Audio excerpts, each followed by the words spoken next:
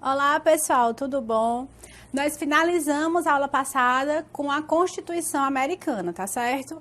Aí qual é a ideia de hoje? Hoje nós vamos ver a Constituição da França e aí nós vamos trabalhar também com a idade contemporânea, tá ok? Nós vimos já 3 idades nas aulas passadas, na aula 1 e na aula 2, e agora na nossa aula 3 nós vamos iniciar nosso estudo da Constituição da França.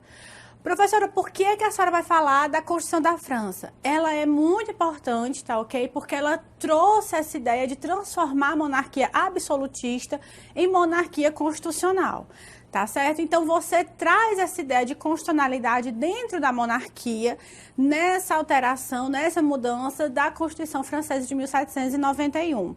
Outra ideia que a Constituição trouxe foi de eliminar os privilégios do clero e da nobreza, tá ok? Porque era muito comum no antigo regime. Que antigo regime é esse? Na monarquia absolutista. Então, assim, eram incontáveis os absurdos realizados pela monarquia absolutista, né? Os privilégios do clero e da nobreza também eram inúmeros. Então, foi necessário, nesse momento de revolução, nesse momento de transformação francesa, continuar com a monarquia, mas trazer um pouquinho, né, do direito constitucional dentro dela. O direito constitucional, como a gente já viu nas aulas passadas, ele traz, de certa forma, uma delimitação. Então, ele vem delimitar os poderes, ele vem colocar rédeas e parâmetros nesse direito monárquico que era tão amplo e tão absurdo muitas vezes, tá certo? Outra coisa muito importante agora, a gente vai trabalhar a idade contemporânea. A idade contemporânea é nesse nosso último momento, né, de transformação dentro do direito constitucional até alcançarmos a idade atual. Então, a idade contemporânea, ela nesse período, ela estuda o neoconstitucionalismo. Então, o constitucionalismo, ele nasceu na Idade Antiga, veio passando, né, pelos outros que a gente já estudou e alcançamos o neoconstitucionalismo. Ele surgiu em que momento? Ele surgiu após a Segunda Guerra Mundial. Então, ele foi o fruto do pós-positivismo, certo? Que foi um marco filosófico. E ele teve como marco teórico a força normativa da Constituição. Quem traz muito sobre força normativa, quem traz essa ideia de força normativa da Constituição, foi o nosso querido, e quem estuda direito constitucional sabe, né? Que Conrad Hess trouxe muitas ideias para a gente. Ele foi um grande percussor do direito constitucional. Então, ele vem dizendo o quê? Que aqui é o nosso ponto-chave da aula de hoje. Ele fala que a Constituição ela é capaz de mudar a realidade. Professora, como assim? A Constituição vai mudar a minha realidade? A Constituição muda a realidade? Pessoal, felizmente a Constituição ela muda a realidade de um país, certo? E aí você deve se perguntar assim, professora, dá um exemplo, eu não estou conseguindo visualizar isso. Então, um grande exemplo que eu tenho para trazer para vocês, que nem é tão recente assim, né? Quando se discutiu sobre família, certo? Que dentro da Constituição se fala que homens e mulheres vão ter direitos iguais. Quando ele traz que homens e mulheres vão ter direito à união estável, que é uma instituição como família, a discussão era: a união estável e o casamento é apenas para homens e mulheres ou a Constituição trouxe isso como um exemplo? E aí se discutiu muito, chegou-se ao ponto, o foco principal foi o quê? Que homens e mulheres dentro da Constituição eram um exemplo. E aí, essa ideia de união estável, essa ideia de casamento, abriu o leque para novas famílias, para novas realidades, certo? Aí vocês já estão começando aí a captar a ideia que eu estou querendo trazer para vocês. Essas famílias, elas são as famílias modernas, assim chamadas. São as famílias de homens com homens que adotam crianças, são famílias de mulheres e mulheres que fazem a adoção, ou então uma delas opta pela gravidez e se forma sim uma família, certo? Existe sim uma constituição familiar. Aí você me pergunta, tá, professora, essa parte aí eu já passei. Homem e mulher como família, como união estável, como casamento. Homens e homens formam famílias, mulheres e mulheres formam famílias.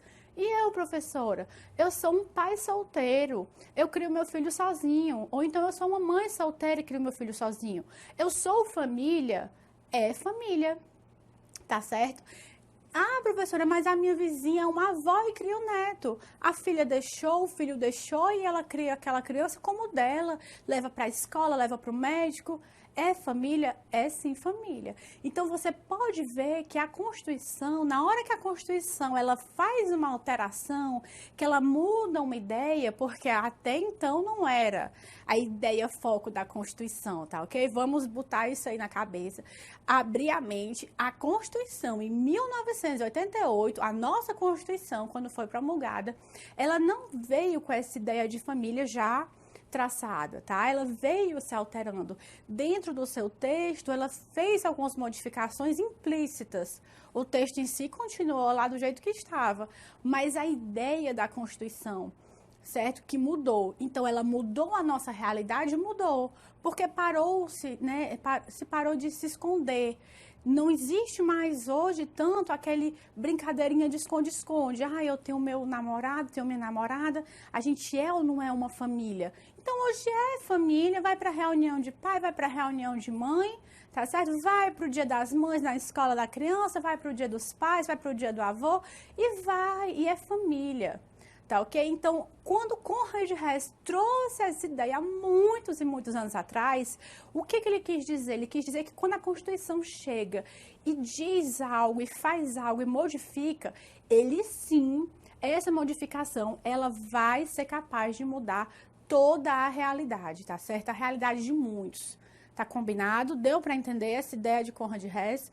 É uma ideia muito antiga, mas até hoje e durante muitos anos nós vamos sim estar pautados na ideia que ele trouxe para a gente. Tá combinado? Outra coisa muito importante é que, como principal objetivo, a busca, né, por essa maior eficácia da Constituição, principalmente dentro dos direitos constitucionais. Então, essa força normativa da Constituição, ela tem um objetivo principal. O que é essa força normativa? É a força da Constituição como uma norma maior, como uma norma superior. E ela tem, sim, essa busca, tem esse objetivo principal de dar uma maior eficácia aos direitos fundamentais. Professor, e esses direitos fundamentais? Nós já sabemos, né, que é o direito à vida, o direito à moradia, à liberdade, à segurança. Então, a Constituição, com sua força normativa, como Constituição, como lei maior, como Carta Magna, ela traz essa ideia de dar maior eficácia aos direitos fundamentais. Aí você me pergunta, professora, vai existir um momento de choque de direitos fundamentais? Vai.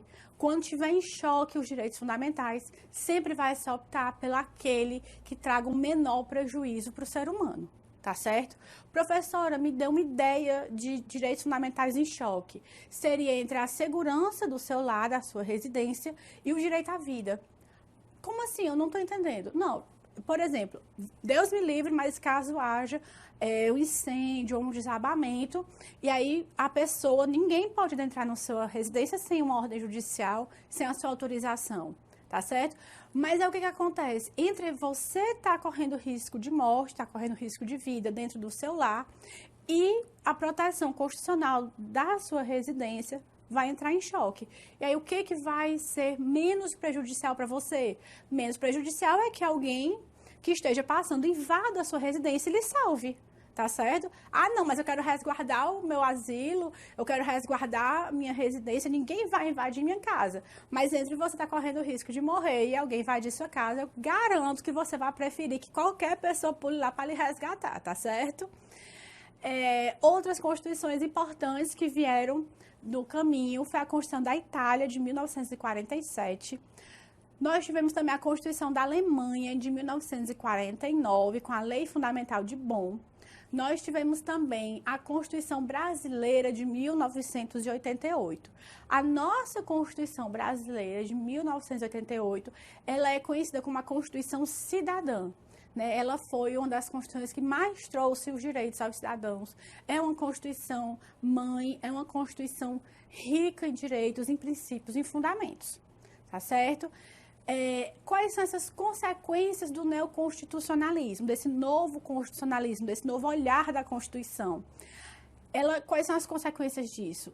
Da maior importância dos princípios constitucionais, certo? A maior importância desses princípios para a Constituição, para o cidadão, maior eficácia dos direitos fundamentais, né, principalmente dentro dos direitos sociais. O que também mais a gente pode trazer aí é que os direitos sociais, que são os direitos de segunda geração, eles não eram tão vistos, tão abrangentes do que quando veio dentro, né, pautado dentro da Constituição de 1988. E o maior protagonismo do Poder Judiciário, que foi o ativismo judicial, que é uma expressão utilizada para os casos de abuso do judiciário. Então, o Poder Judiciário tem o maior protagonismo nesse momento, tá certo? E aí a gente traz a ideia de ativismo judicial, que é uma expressão utilizada para os casos de abusos do Poder Judiciário. Tá ok? A gente vai trazer mais ideias e mais informações para vocês na aula de número 4. Temos o material acostado em PDF com mais informações para vocês, tá ok? E qualquer sugestão, dúvida, crítica, vocês passem por e-mail, tá certo? Estamos aqui para vocês. Um forte abraço, fiquem com Deus, até a próxima aula.